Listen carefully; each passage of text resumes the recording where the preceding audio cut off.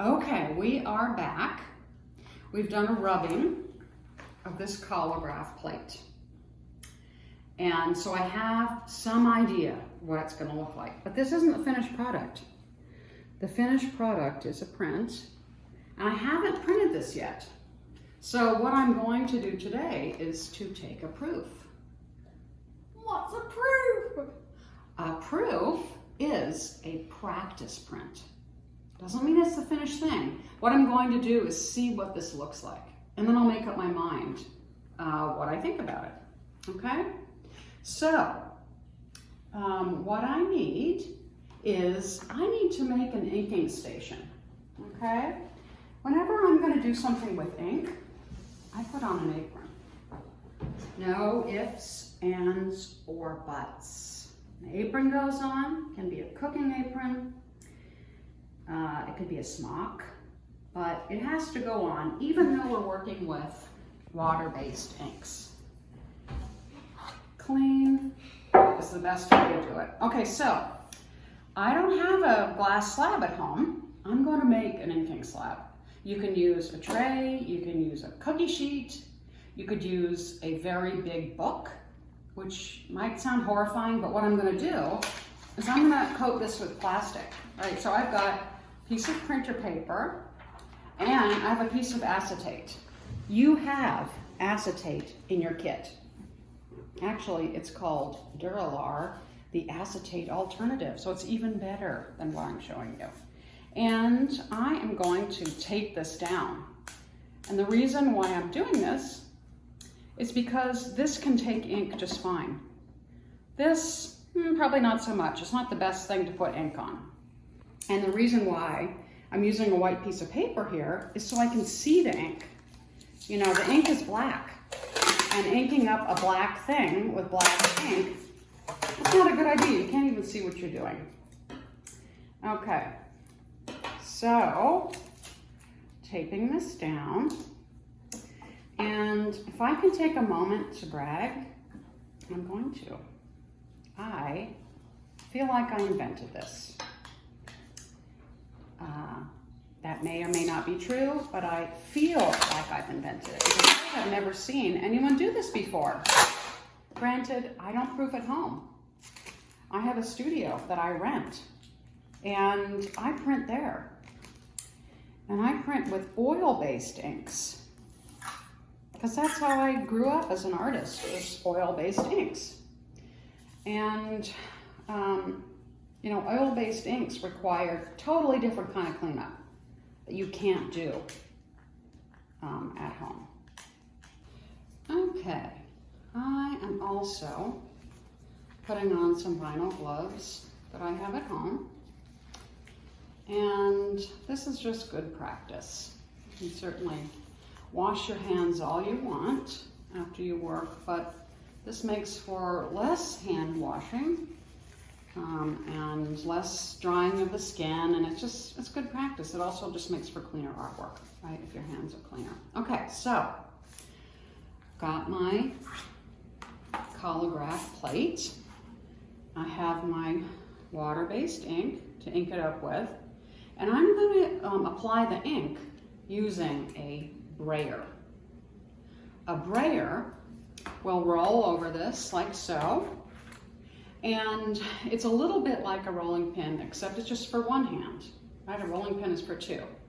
And we use rollers in the studio for big projects. This is just a small project, so I just need to use one hand. And I have finished making my inking station. Here's my tray with the white paper and the acetate taped down. And I'm going to lay out the ink. Now, this is a new experience for me. So it'll be interesting to see how it goes. So I'm on the same footing as you. I don't use this ink. So we'll see. I spread out a little ribbon. And I'm evening it out. It can certainly be bigger than the piece of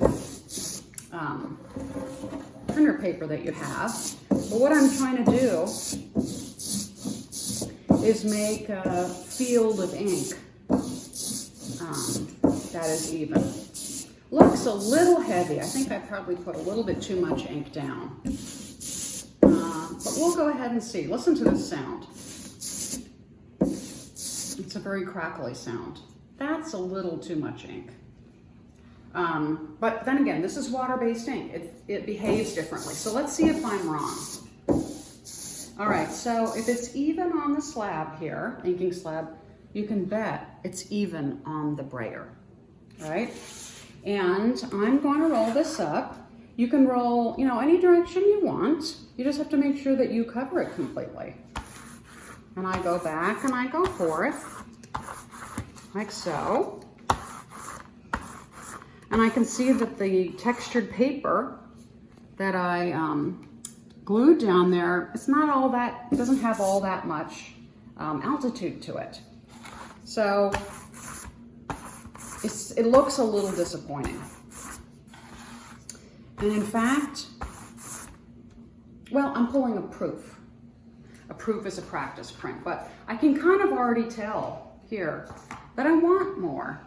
See how this part right here is all filled in black? To me, I'd like a difference in this space versus this space.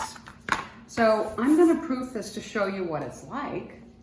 But then I think I'll probably proof a second thing, just to make sure that we see a good proof. Okay, so I'm moving my cardboard here, and that's because I don't want this ink to be on my printing paper, okay?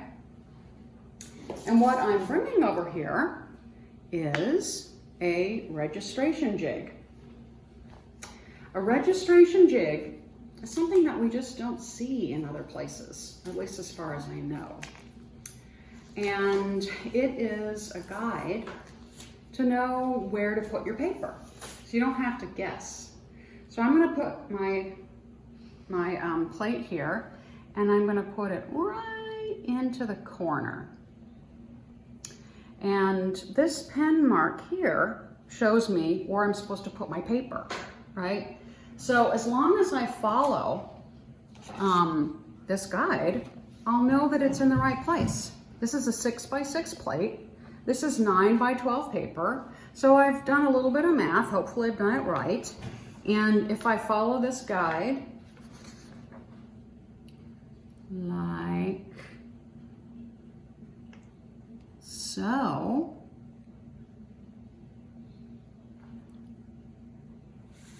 I've got it in the right spot. First thing I'm going to do is put this over so I don't abrade the back of the paper. And I'm going to use a Baron.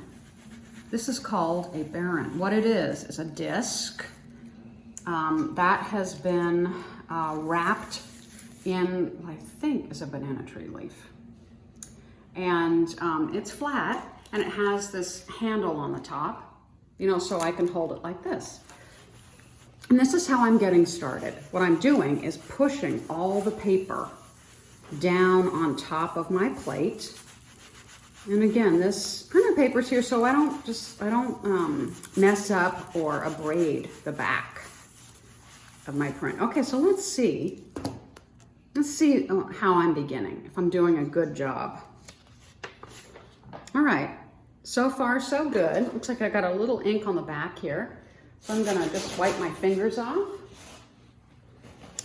And what I'm gonna do, since I'm truly curious and looking at the back is not enough, I'm gonna put a firm hand here and I'm gonna take a little peek, just a little peeky weeky. All right, so what do I see? All right, the ink is transferring, but you know what? I'd like it to transfer a little better. The Baron is often not enough. So I have my wooden spoon. This is on your materials list.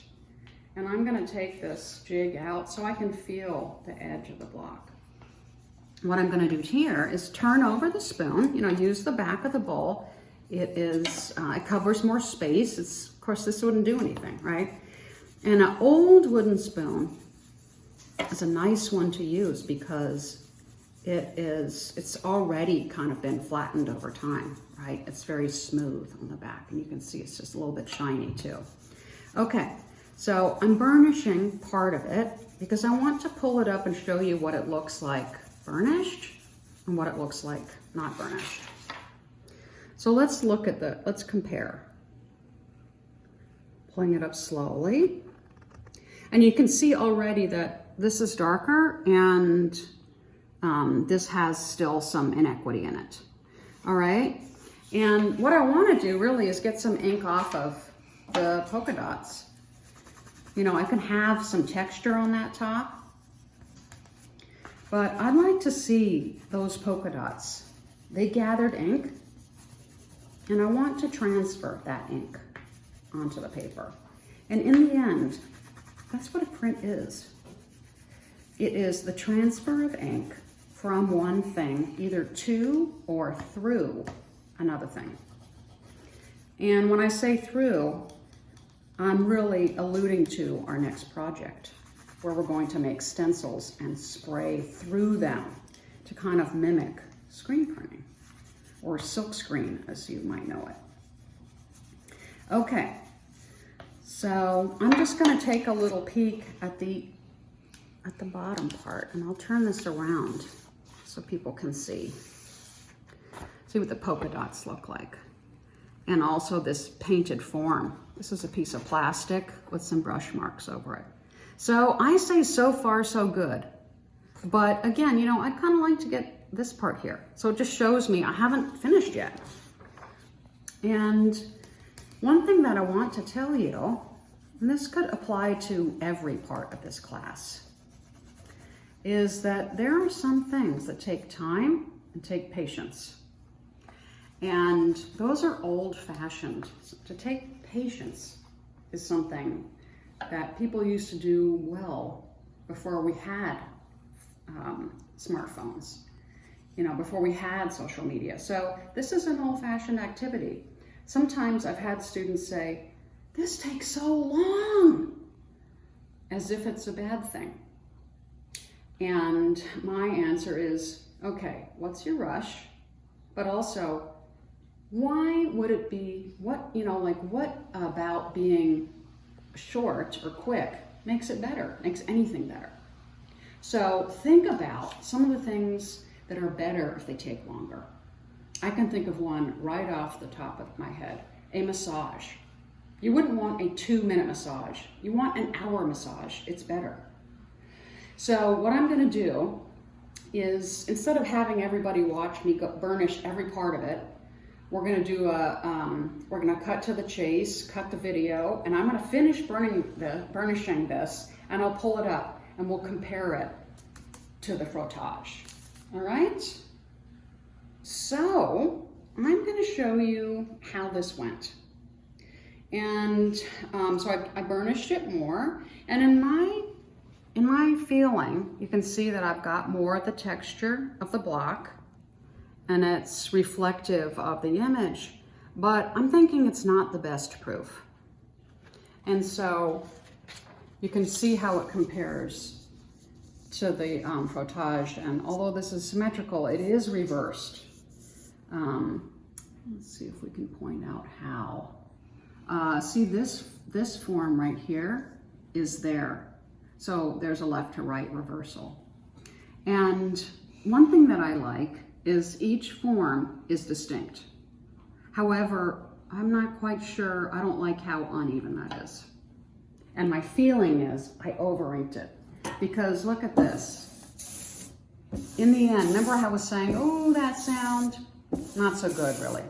So what I'm gonna do is I'm gonna adjust, and I think this is an important part of a demo, is to, you know, make a mistake, see how to fix it, and you know that you can always email me, oopsies, you can email me with questions and say like, this isn't how it worked out when you showed it to me, how is this gonna be? So if you find that we've encountered something on a video that's very different from what you've encountered, email me.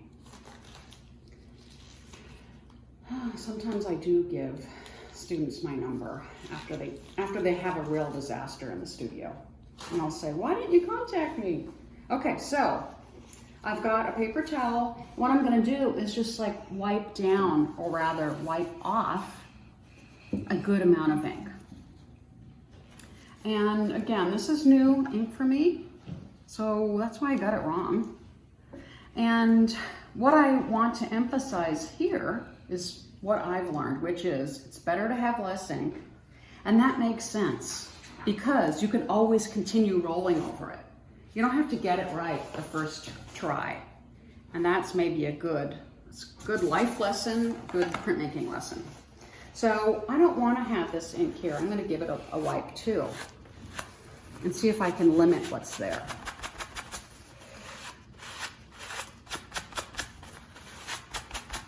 And if I roll it evenly, then this part won't show up in the print. So this is why you coat your plates with gel medium, so you can do that, you know, rather than tearing it up while you're rubbing off ink, right? So these have to be more durable than just their materials. Okay, so let's try it again. See, the texture is finer. This is more like sand, and the other texture was like orange peel, right? So you want this texture.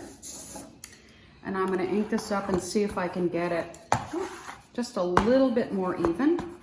Don't have to roll it over every part every time.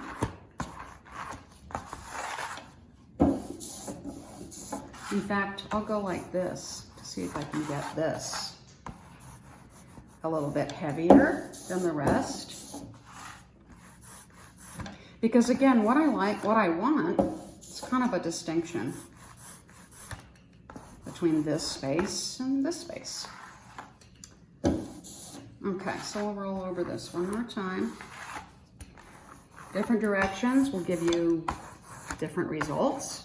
And again, that's why you proof.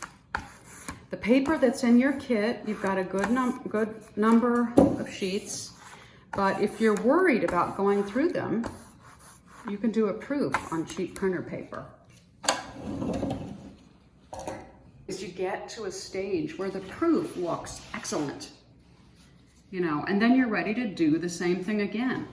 You're gonna turn in I believe it's 3 proofs to me. All right, so I'm putting it back in register.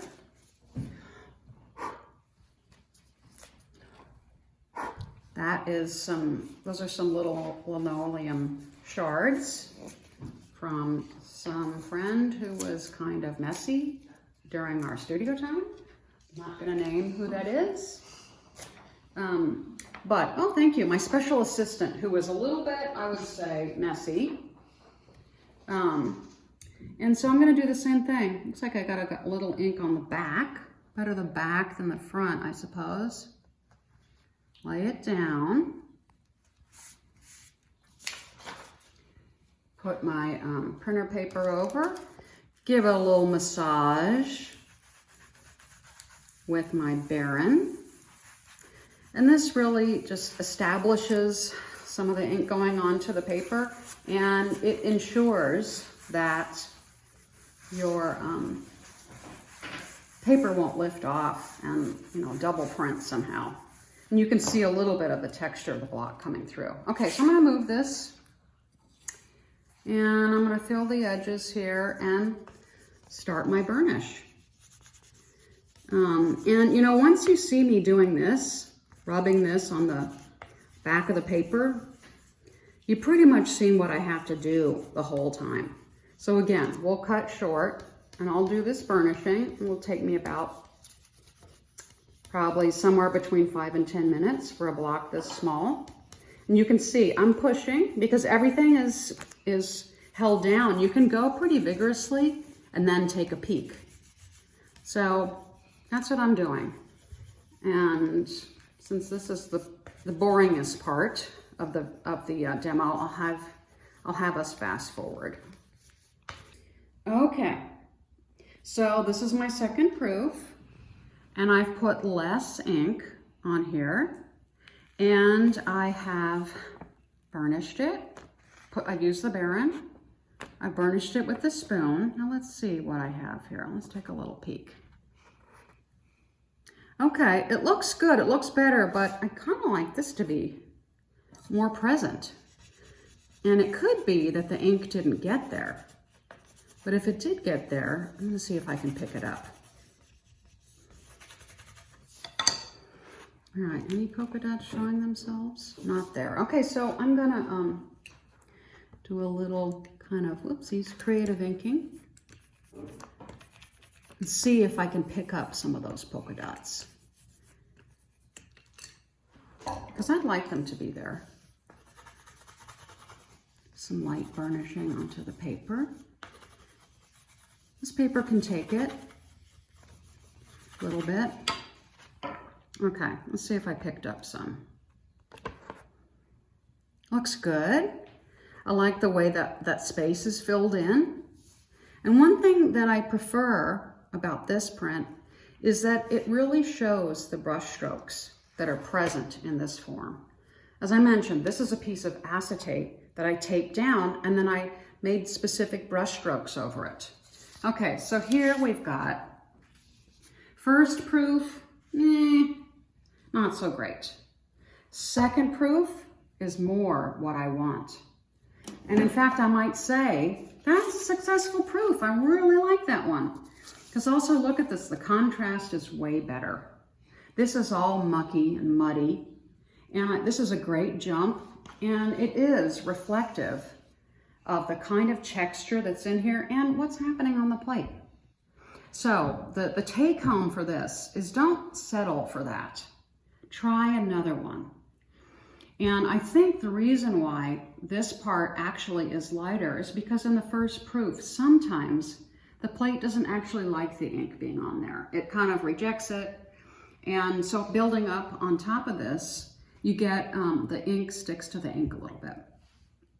So once you're done printing, you take a wet a wet paper towel and you go over this. And it won't ever be white. It will be gray, which is just fine. And I'm gonna peel this up and I'm gonna wash it down. Now, if you have the choice, go into your basement where you have a mucky laundry sink. If you do not have that choice, clear all the dishes out of your sink. Wash it down. Wash down. You don't need to scrub. But you will need to give this a little extra help. And I think maybe what we'll do is just cut to the cleanup part. And we'll do that really quickly because this is the most important.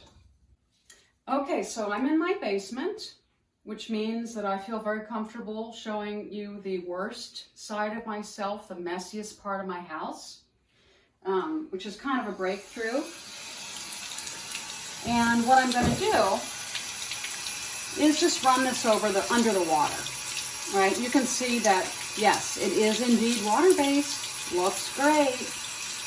And you just need to give it kind of a rub. This has been used for oil-based ink, and that's what that is. That's why it's not coming off, because it doesn't wash off with water. And I always like to kind of wash my gloves, because they will carry ink. Sometimes you need a little bit of soap, some dish soap. And then, I suppose you could leave this to air dry, which would make sense. But if you have a household rag, you know, like an old dishcloth or whatever you use, like when you're painting a room or something like that, it would be good to make sure that you've covered every element of this rubber brayer. This is dirtier than the ones that you have received. It's because this is my studio one and it has some oil-based stuff left. I need to clean it with some oil, right? But what I'm going to do, what I'm making sure to do is to go like this and get the various faces or facets of this. These are cheap brayers, and they will go through a little bit this semester, but they can be cleaned easily. Okay, so this is clean and dry. I'll just stick it right there for the next time I'm going to use it. Okay, so you know setup, you know printing, you know cleanup. Now you can get to making your prints. Have fun!